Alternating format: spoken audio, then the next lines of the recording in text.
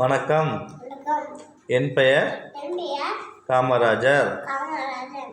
நான் இந்திய அரசியல்வாதி மற்றும் சுதந்திர போராட்ட வீரர். நான் முதலமைச்சராக இருந்தபோது மாணவர்களுக்காக இலவச கல்வி திட்டம், மதிய உணவு திட்டம், சீருடை திட்டம், கிராமங்கள் தோறும் பள்ளிக்கூடம், இது போன்று இன்னும் பல திட்டங்களை மாணவர்களுக்காக அறிமுகப்படுத்தினேன்.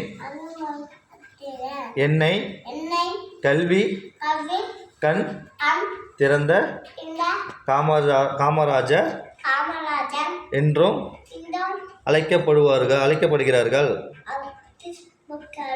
நன்றி.